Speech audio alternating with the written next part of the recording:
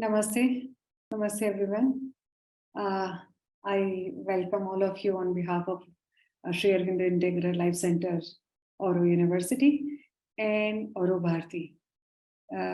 It's my pleasure to introduce my colleague from Oro University, Dr. Ashima Arora, who is a fashion designer and technologist who believes in the concept of less is more. Her interest lies in traditional textile crafts of India and its revival in contemporary setup. Being an avid traveler, she has experienced the Indian forms and its relation to the Indian culture. A graduate from NIFT, Bangalore, and doctorate from Banasthali Vidyapith, Rajasthan, she is currently working as an assistant professor in School of Design at Oro University. She has published several research papers on textile crafts and sustainability. Welcome, Ashima ji.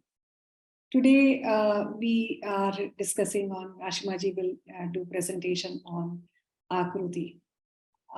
In our culture, without Akriti, nothing is, there is only Shunya. So I'm just welcoming Ashima ji to take us to your journey, and welcome again, please. Thank you so much, ma'am.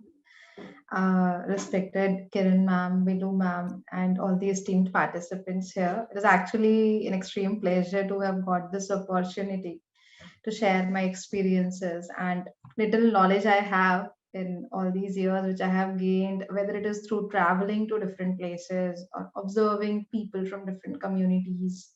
And like it's connect to, I can say, Indian culture. So we'll be talking about the same, and the title says as Akriti se Sanskriti tak. So we'll be talking about little relation of these forms with the Indian culture. I'll just share the screen.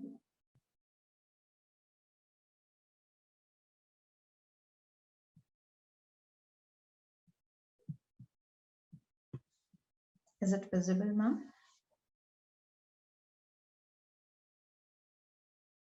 Is the screen visible, ma'am? Yes, yes. Yes. Okay. So, but I think it's not. So these are some of the topics which I have tried to touch in today's session. I would be starting with words of Sri Aurobindo on art and its value, and then the meaning of forms or akritis, and some of the major akritis which have their existence in Indian setup, that is like mandala or yantra, then adorning the mother earth, or I can say bhumi vandan, then tree of life, which we actually talk about lotus, and then kalpa vriksha, and that kadamba vriksha, and that then auspiciousness or mangalya, we can say, then images of totality or purnatva. And after that, I have taken an example of a textile craft and the story related to it, to the Indian culture and also to spirituality in a way. So to start with, Sri Aurobindo's saying, so it is not necessary that every man should be an artist, but it is necessary that every man should have his artistic faculty developed. So as I can say that, okay, everybody is not an artist, but yes, we have something in us. A little artist always stays in us. So our faculty has to be developed, taste has to be trained, and sense of beauty, and it's in its form and culture. So it is necessary that whosoever is creating, whether it is great things or even if something small we are doing to start with. So it can be unusual masterpieces of art and genius, or in some small common things. So the preference is that like one should expect to get a beautiful outcome to the ugly, and noble in preference to the vulgar, or fine in preference to the crude, and harmonious in preference to the gaudy. So these are some of the words of Sri Aurobindo which have really influenced me. I can say that I have read his book of The National Value of Art several times. So these are the words which have really inspired me. And then there is some more. There are many more actually, but I would keep it a little brief. A free and active imaging of form and hue within oneself, a free and self-trained hand, just reproducing the instinctive success, not the form and measurement of things seen outside. So it is very much necessary that we are looking into the inner truth or vision of the relation of the I with the harmony which exists, and we are very sensitive to design. Now coming to the meaning of forms and or akritis.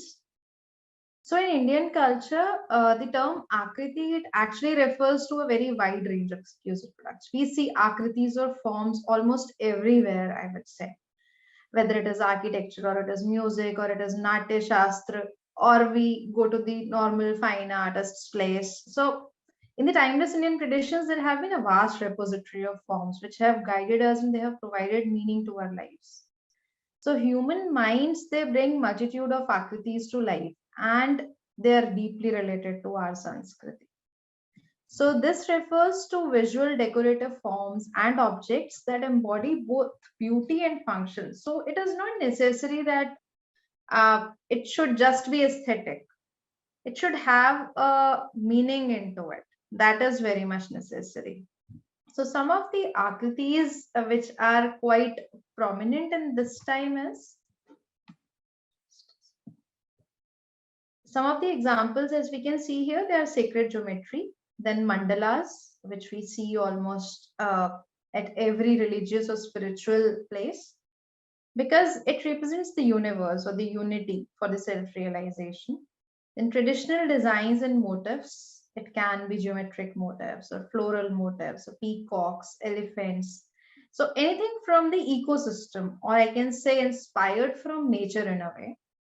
Then kolam, which is done in Tamil usually, then rangoli, and folk art forms. It can be Varli, Madhubani art, or Pattachitra. They are often stylized shapes based to depict the daily life.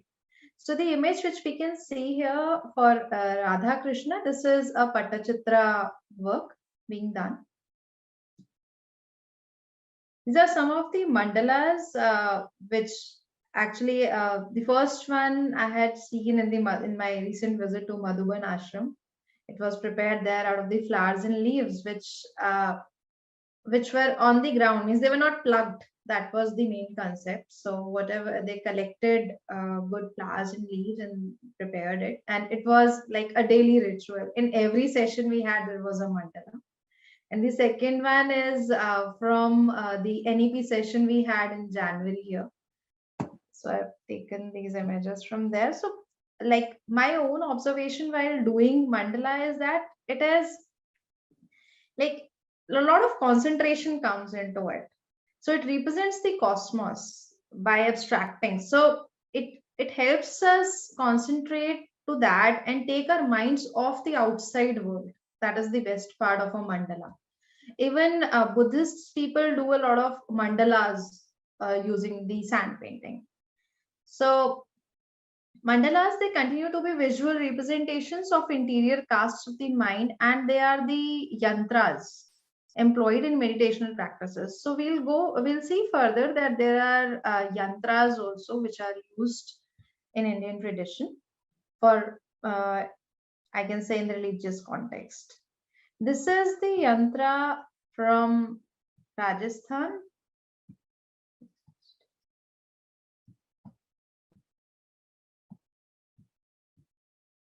So this is the Sri yantra from Rajasthan. Here we can see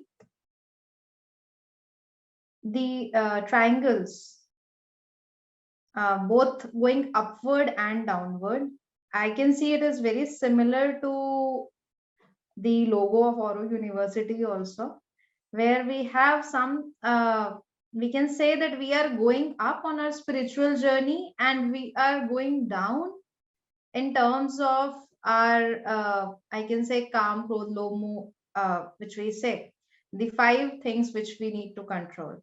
And then the Bindu shows the universal symbol. So Bindu is the point which shows the wholeness. So we'll see that in every yantra or in every mandala, this Bindu, it is also a form of Purnatva, or it is an image of totality, which brings the whole universe together to one point. So we can say that the universe started from this one point itself. So that is the origin of everything.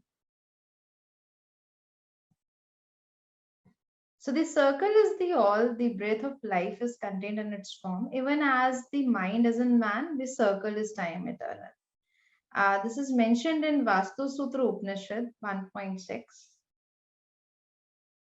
Coming to adorning the Mother Earth.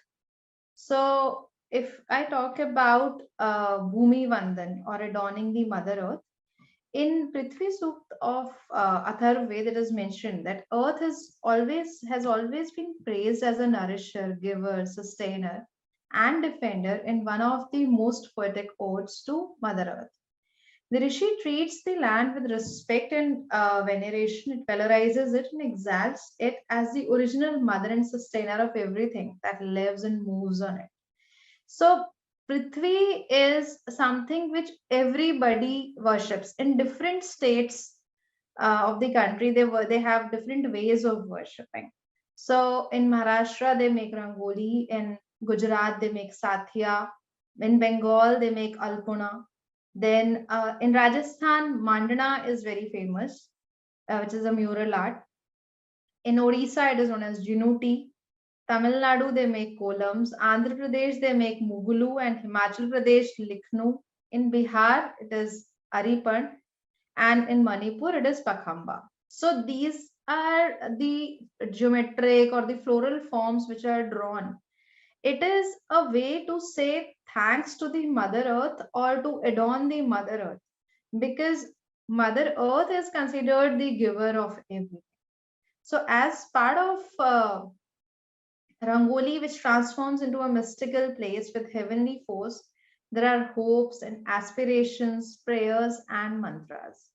A Rangoli's motif and patterns, they can be either geometrical or square, circle, triangle, and they actually feature auspicious and fertility symbols like the fish or Vishnu Pada. Vishnu Pada means feet of Lord Vishnu. Then conch, snake, and there can be variety of creepers and flowers like lotus or other creatures and objects. The border around a rangoli not only has a pattern, but also it crucially serves to prevent the energy of rangoli from spilling over. So that's why the border gives it a limit to, I can say that it preserves whatever feeling the maker had to get that.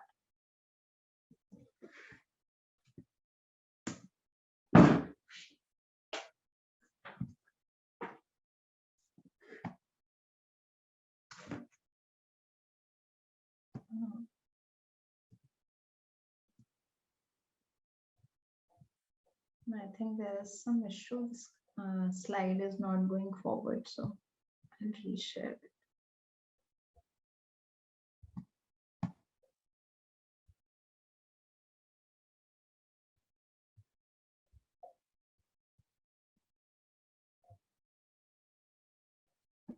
So these are some of the examples from different states and ways the rangoli is made. Like the first image we can see here shows kolam in Tamil Nadu. Then the second one is a special kolam which is made on the occasion of Pongal. After that, the third one is again a rangoli which is made in Tamil Nadu, but we can see a lot of dots there. So the bindu here, it showcases Purn or union of Shiva and Shakti. So that's where Bindu becomes the center point and a very important part of any rangoli which is made or any yantra we see. Here the image on the left side shows Mandna of Rajasthan. If we go towards rural Rajasthan, we can see that we'll see a lot of mural work being done using these geometric forms, as we can see here. And the one on the right hand side is the rangoli using the rice paste.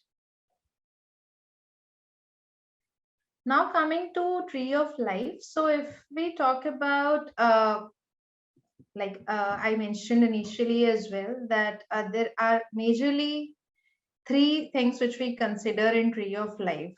That is lotus, kalpavriksha and kadamba tree.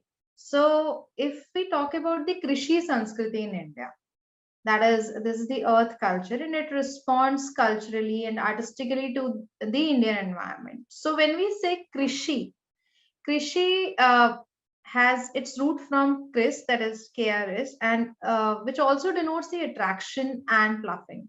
So it is the farmer basically, the artisan or the homemaker, poet and potter. They express their akarshan for the lovely prakriti. It means they are trying to praise the nature around them or the whole ecosystem around them by illustrating them through akritis.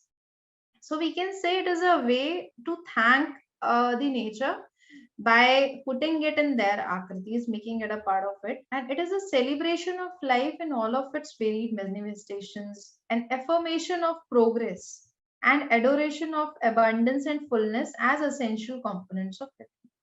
So the majority of ornamental themes, they are botanical. It can be banyan and peepal trees, mango and lata, or it can be kalpavriksha and padma. Padma is another name for lotus.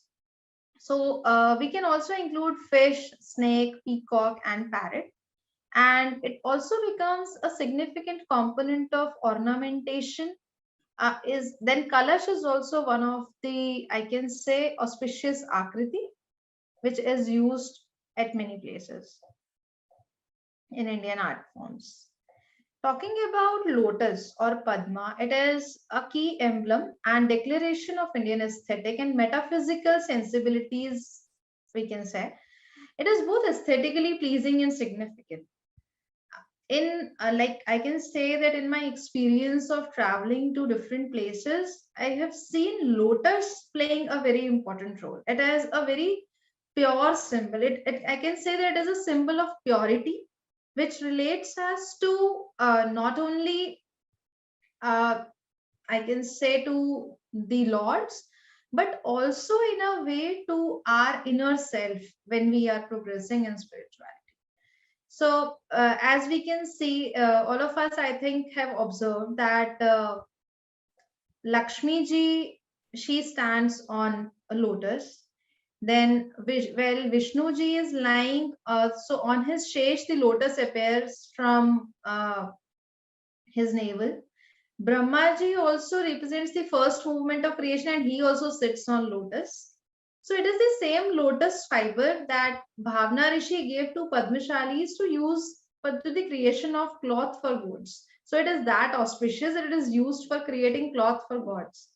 Even Buddha is seen clutching a lotus in the Padmapani, in the frescoes of Ajanta. Then Krishna ji from Bhagavad is also frequently clutching a lotus in the paintings of Shringar Ras or Riti Kavya. So lotus is a very common motif, whether we see in variety of fabrics, whether it is kantha embroidery or sujanis or pitchwais or kalamkaris. And this as a symbol of the opening of mind to the 8 cardinal directions. So the 8-petal lotus has become a popular motif of many different mandalas. The lotus therefore touches the 5 elements of Panch Mahabhut, or we can say the Panch Tattva, which is Akash, Vayu, Up, Tej and Dhoop.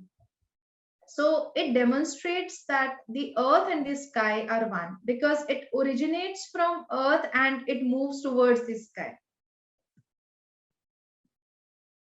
Then coming to Kalpavriksha. So Kalpavriksha, I can say that it is one of the 9 gems which emerged from the Samudra Manthan like lotus did. And it is primordial and unibiquitous, and it is a frequently repeated akriti. It can be observed in many of the folk art and craft forms. So in reality, if we see the trees which we look around in our vicinity, would be people or banyan or parijatka and kadamba tree.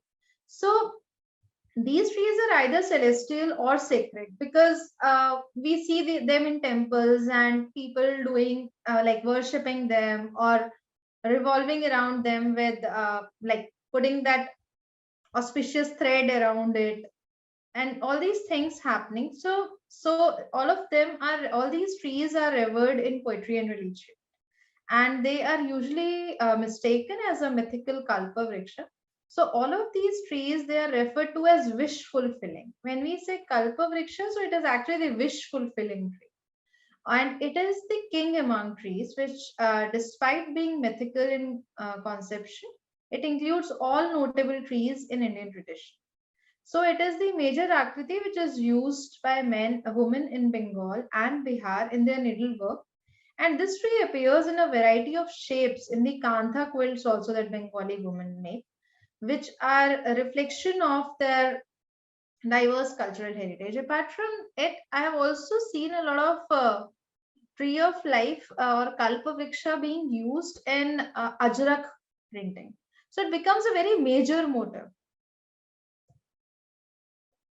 Talking about the kadamba tree, so this is a tree where we see all the, I can say, major life events of Sri Krishna happening. So in the leelas and kridas of Sri Krishna and gopis in Bhagavad, so they are set in lovely Vrindavan. So everywhere we see kadam tree, which is the Krishna's unique tree, which is included, and it is consistently shown in artists of miniature painting tradition, which come from Uttar Pradesh or Vrindavan as such, we say. So Kadamba tree conjures the presence of Krishna, and his madhurya also is around it. So it showcases the romantic joy, where the women of Madhuban, they also decorate Kobargar with murals. We know that we are in Srina. If we are at Nathdwara, so then we see Pichwai paintings a lot. So there are a lot of artisans who actually practice Pichwai painting. So in Pichwai painting as well, we see Krishna's flute, but all that is around Kadamba tree only. And all of a sudden, trees Akriti, it conveys a song. So it has an inner rhythm into it. If we look at the shapes of the leaves which are showcased in Kadamba tree, like we can see here, it is a kalamkari painting where the Kadamba tree is shown on the background of, I can say, Bal Krishnji. So it goes in a very, its leaves are denoted in a very different way. So if we talk about auspiciousness or I can say Mangalya, so Sri Sukta says that invoke for me, O Agni, the goddess Lakshmi, who shines like gold, yellow in hue, wearing gold and silver garlands. Sparkling like the moon, the embodiment of wealth, O Agni, invoke for me that unfailing Lakshmi. So being blessed by whom I shall win wealth, cattle, horses and men. So I think it is very clear in Sri Sukta that it is goddess Lakshmi with whom we actually relate auspiciousness or Mangal Kam. So there are 8 forms of Sri Lakshmi, that is also known as Ashtalakshmi. We can see the Madhubani painting made of Lakshmi ji in 20th century. So as name of Lakshmi says, which means to understand as to know and also goal, aim or objective. So Lakshmi actually helps people realize their goals by providing them the wealth they need in order to do so. So Lakshmi is actually a mirror of multiplicity. That's why we say that when there is Ashta Lakshmi, so there are 8 different forms of Lakshmi ji, which are whom people worship for different reasons. Like the first one is Adi Lakshmi. So she is said to be in her primordial form, through which she helps a person attain life's foremost aim, freedom from the cycle of death and rebirth.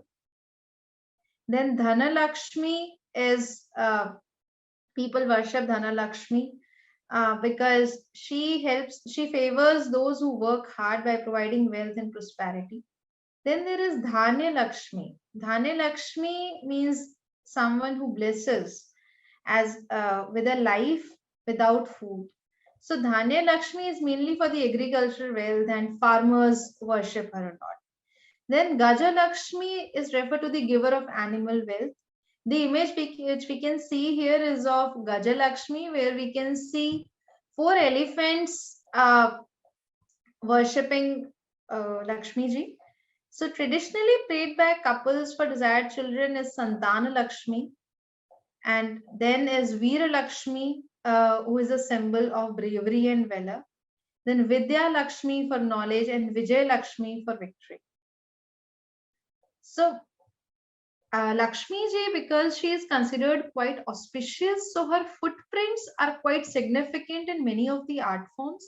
Like we can see here, this is image of a rangoli from Tamil Nadu, and I can say an extended part has been drawn from the rangoli to show the way to Lakshmi ji, so that the wealth enters home of the maker through when Lakshmi ji is seeing the rangoli. So she and the way is shown to her by making her footprints, or Lakshmi Pad or Shri Pad, we can say. So these are the footprints of Lakshmi. Even in many parts of India, we see people making it on the occasion of Diwali as such. And it is one reason where doors of the house are left open on the day of Lakshmi Pujan, so that goddess can enter without hindrance. And the footprints of Lakshmi are also drawn on the lids of the coin boxes or money chests, because it is believed that footprints guide the goddess to walk the path of richness and abundance in a person's life. This is one of the artworks prepared by me by using airpan art during my visit to, I can say, Madhuban Ashram. So we got the chance to learn this particular folk art, in which even this airpan craft is also used mainly for auspicious reasons, and in, I can say, either on the doorstep or entrance, or it is used in the temple of the house. So all the auspicious things are made out of it, and the major colorway they use is red and white. So red is a very auspicious color for them, and most of the motifs we saw there was Lakshmi ji's footprints, and then Ganesh ji was another major motif which was used. Apart from it, like when I talked to the artisan who was practicing it on almost a daily basis, and she has carried this tradition from all these years from her grandmother and great grandmother. So she told us that she feels very much connected to herself when she makes these lines, and it makes a very prominent part in the artwork. I can say the lines which are going. So that is one thing that she feels that, okay, this is connecting not only to the religion but also to her inner self. Then coming to kumkum, so red is, as I said, it is a very auspicious color because it is related to kumkum or vermilion, and we see kumkum being added to all mangal kam or all the good things happening at home because of its color, texture, and aroma. So not only that, but it also communicates growth and fertility, prosperity and abundance, and it bestows health and happiness for the ceremonial purity. So the next major akriti related to auspiciousness, I can say, is swastik.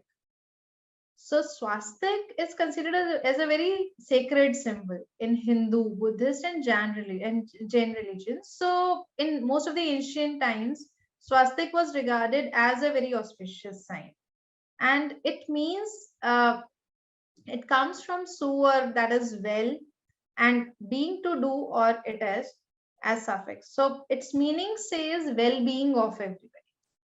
That is swastik. So we can see the usage of swastik at different places. Like in the first image, it is on Buddha's footprint in Amravati. It is this image has been taken from a temple in Amravati. Then these are the swastik symbols, which are actually placed in a manner to create a geometric pattern.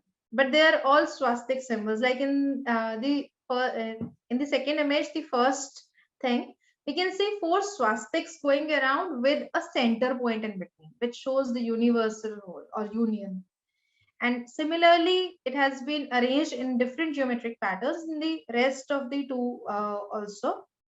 And these are taken from the step well called Rani Vavat pattern in Gujarat itself, and it was built by Solanki queen back in 11th century. So here we can see that swastik is being made in different forms. Some people make it by kumkum, or some make it by flowers and make it part of the rangoli on the special days. Now coming to images of totality, that is Purnatva, like I said earlier. So it holds a very significant meaning, and it is derived from the Sanskrit word Purna, which means complete in itself. So there are some images which are actually complete in itself, like we said mandala. Mandala is also one of those forms. So even when I can say that Shringar Ras happened, or when all the gopis used to dance, so that dance form also was in the form of mandala. Or when we see Garba happening, so we see that formation in it. So it has a deep innate meaning into it. We feel that, okay, these are just circles going around, but there is a meaning inside it, that why all of them, even it is like during the dance of Sri Krishna and Radha ji, and when all the gopis were also dancing, all of them used to dance in the circle, but everybody imagined themselves with Sri Krishna. They did not see Sri Krishna and Radha ji only in the center, because he was everywhere. So that was the spiritual intent of it.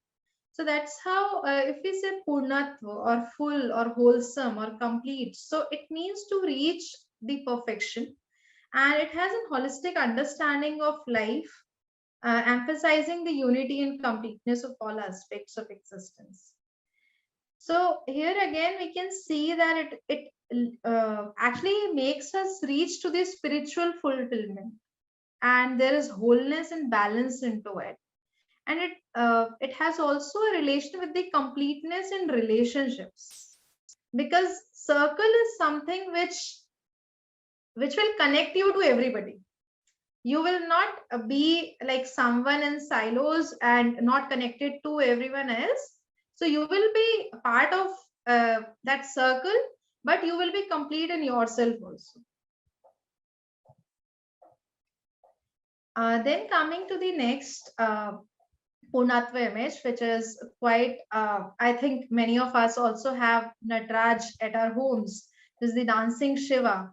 So it also has a very deep meaning into it, because it unites the microcosm and macrocosm, and the material and the spiritual, the time bound and the eternal.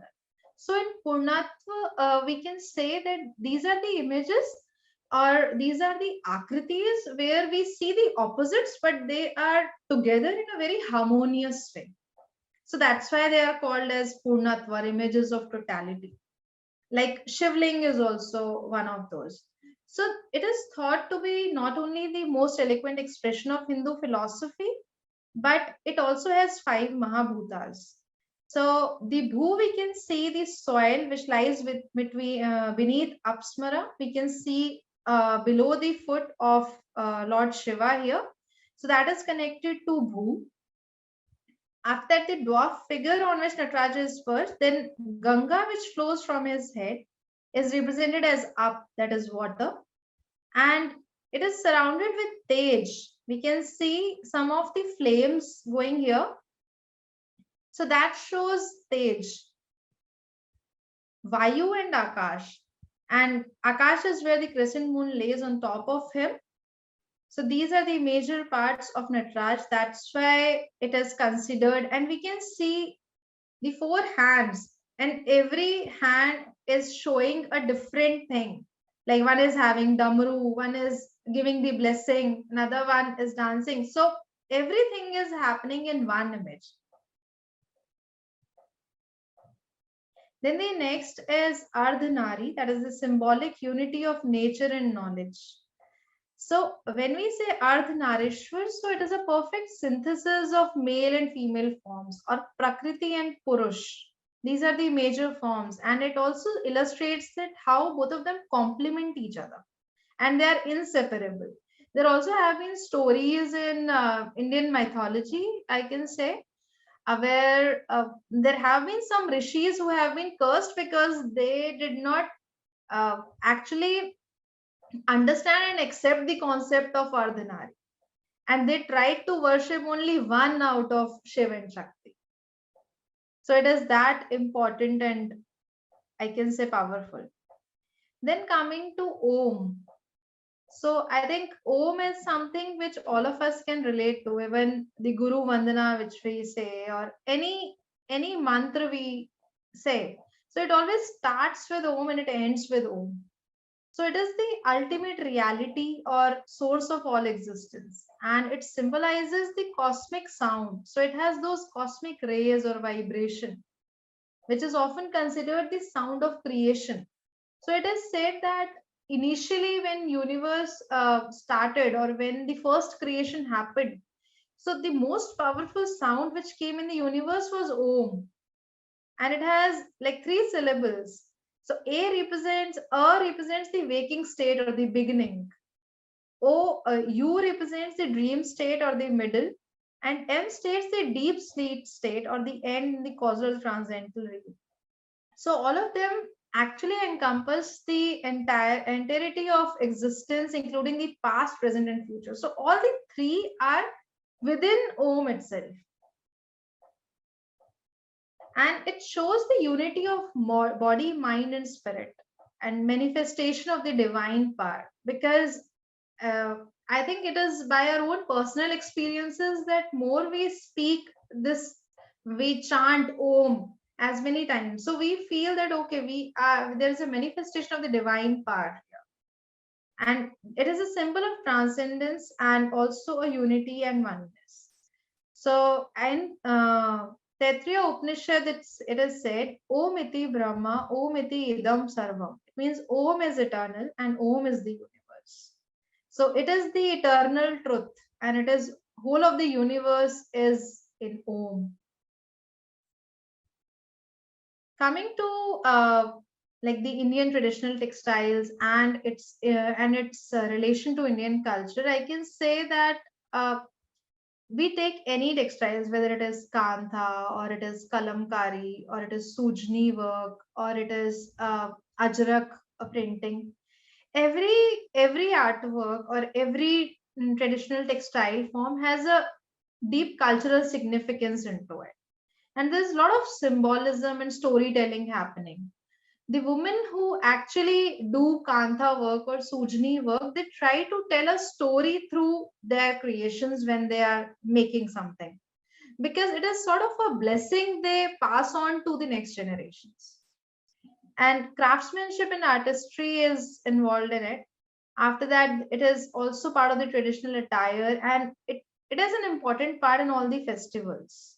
Like we say fulkari. So if we go to Punjab, so fulkari is a blessing. With every means when there is a wedding, whatever you are wearing, you have to wear a fulkari shawl over it, because that is sort of a blessing from the elders.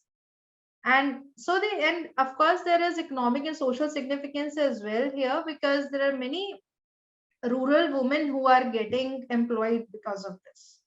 I can say that I even saw this example with the Khushali group in Madhuban Ashram, where they have adopted the nearby village and they have come up with the group of women who make their products out of crochet and knitting and apron and all these things that and kantha work also. So they make the product. So in a way, I saw that okay, ashram is trying to raise the economic and the social status of the women who are doing it and who do not have many much of reachability, I would say.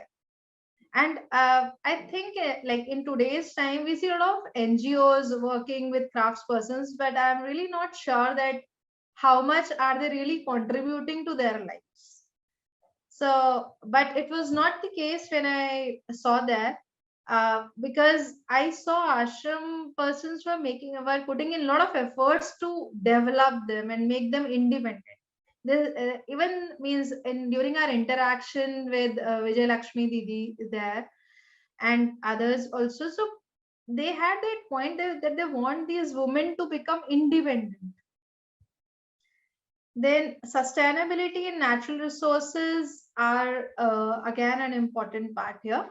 So sustainability would be there because these are the things which are classic, and we do not, I can say, we do not keep changing like the usual fast fashion of today.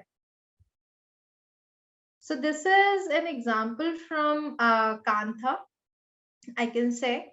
So Kantha is made using the old cloths, and they are stitched together. And this, I can say, the textile art which is made, or this fabric which is made, is used for giving warmth to the newborn babies. So it is gifted on every occasion usually, but it starts when the life starts. So when the baby comes in this world, so mother and grandmother, all of them together will sit and make kantha cloth, and they will give to him because that is like a quilt for them, using all the old saris.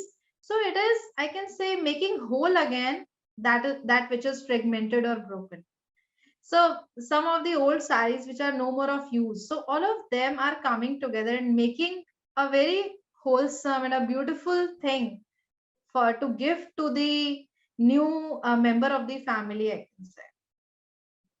So these are the references of the presentation which has been prepared by me.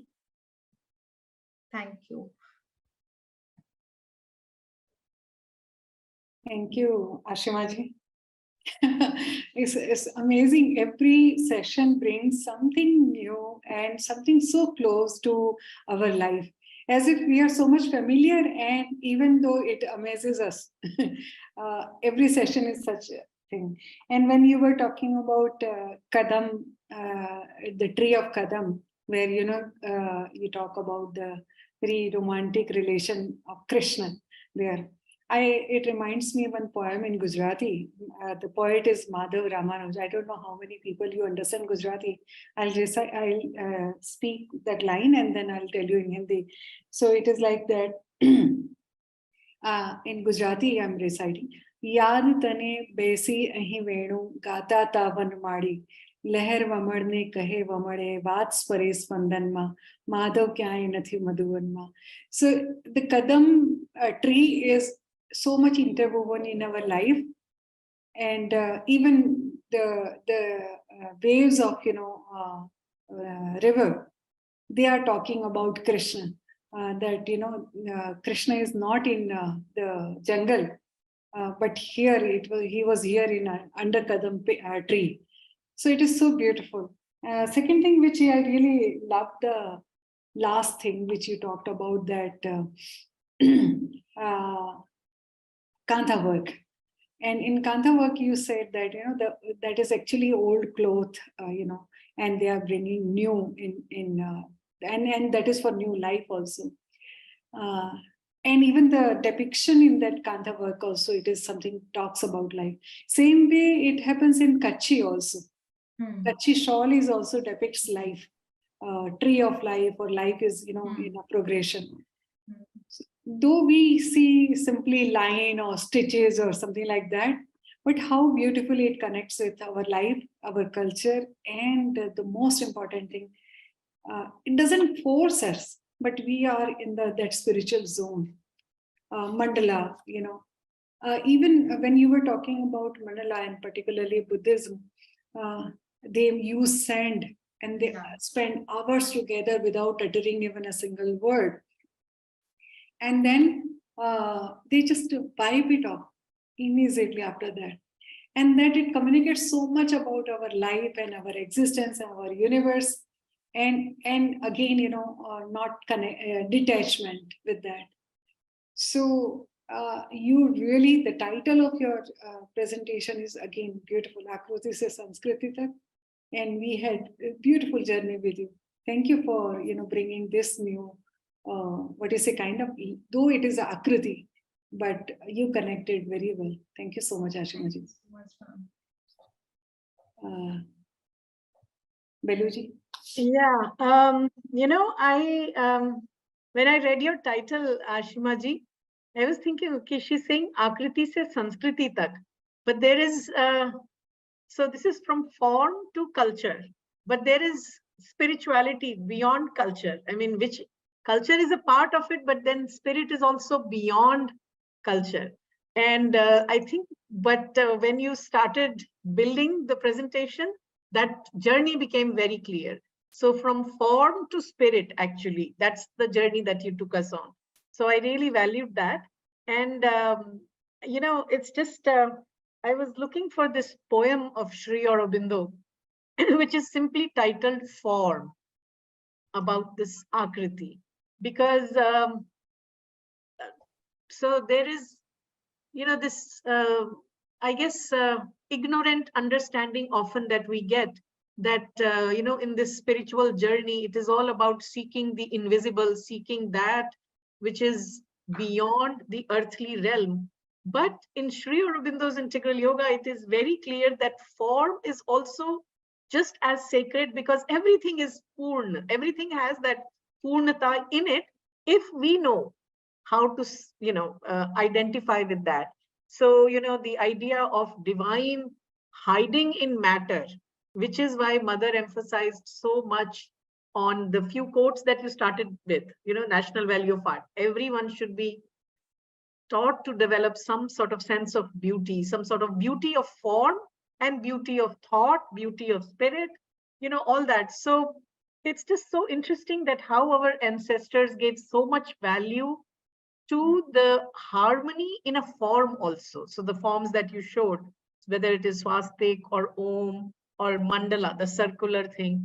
Incidentally, I was reminded of a retreat we had done a few months back in a small place near Bangalore. And we had asked groups of people, these are all professionals, to create mandalas.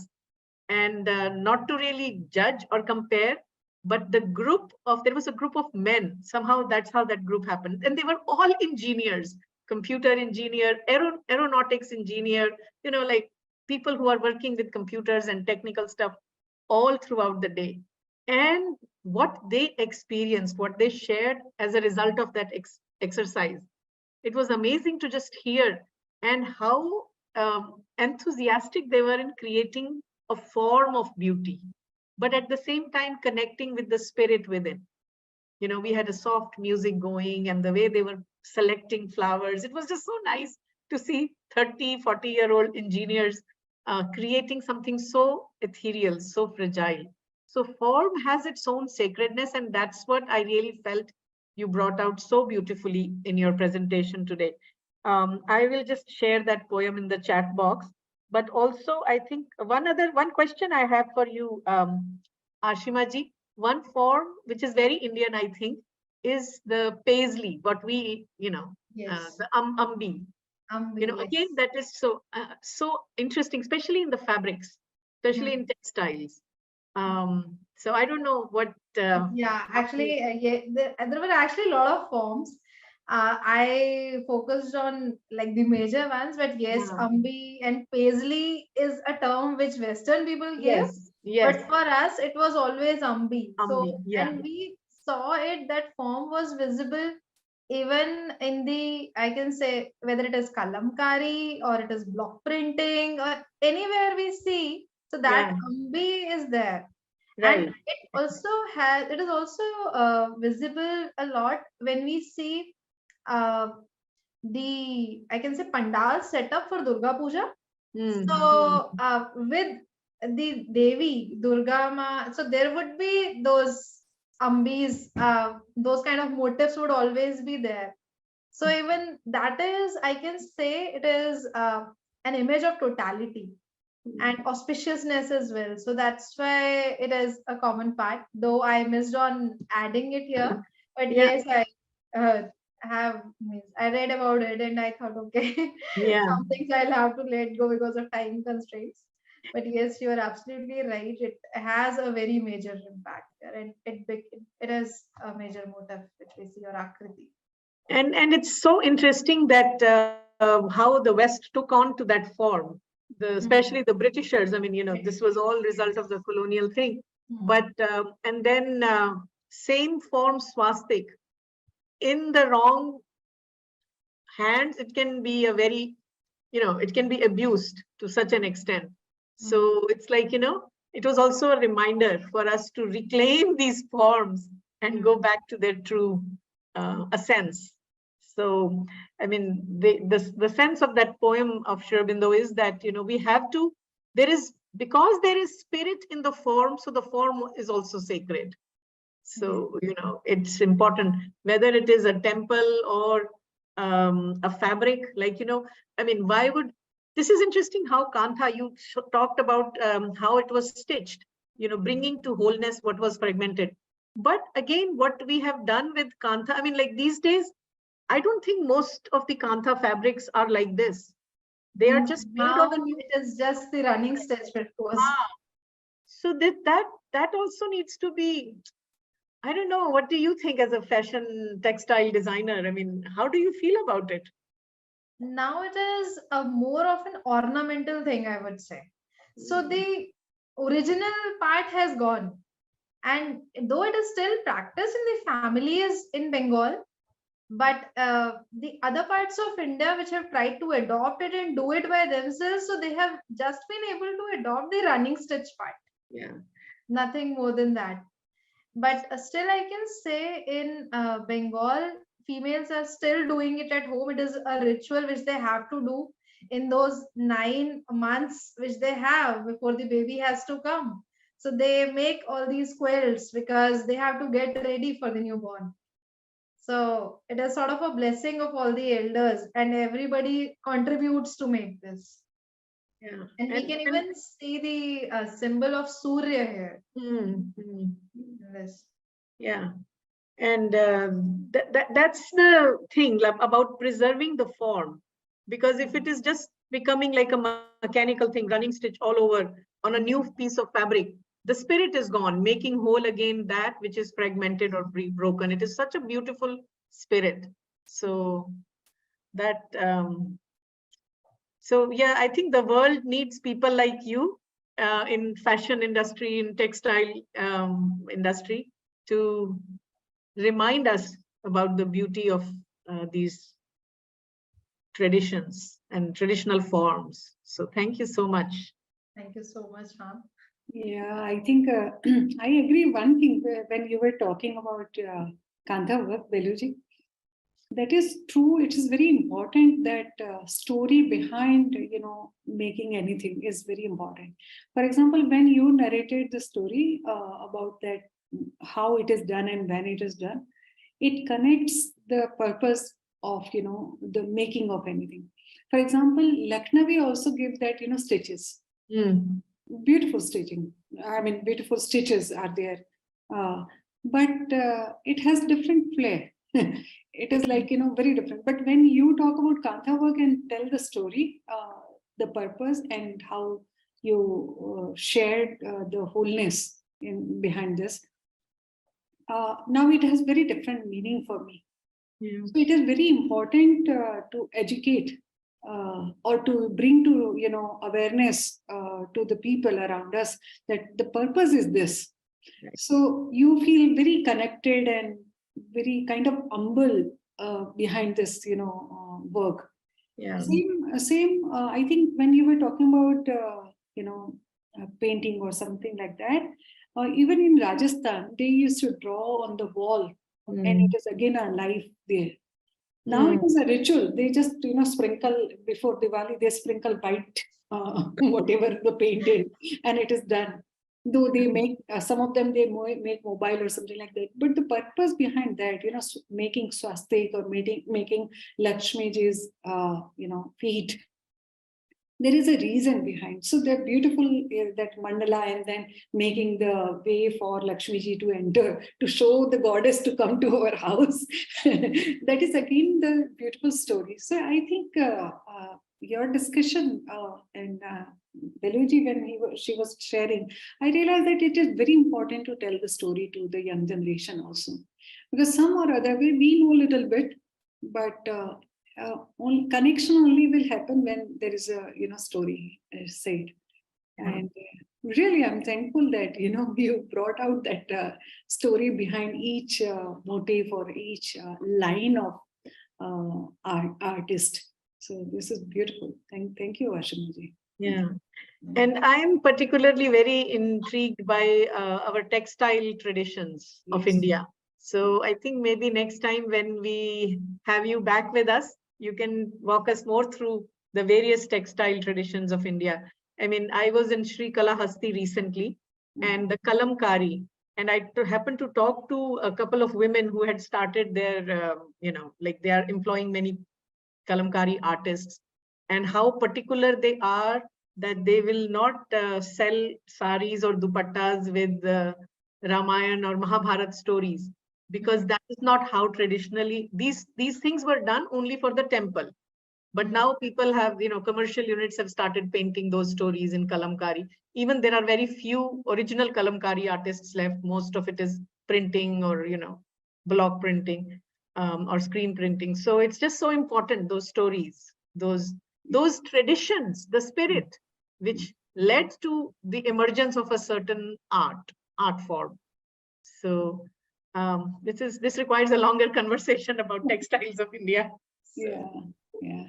but thank you so much. Really wonderful. And thank you, everyone. I mean, Sudevi ji and Dinesh ji is here with us. And I don't know who else is there. Yeah. Thank you for being with us.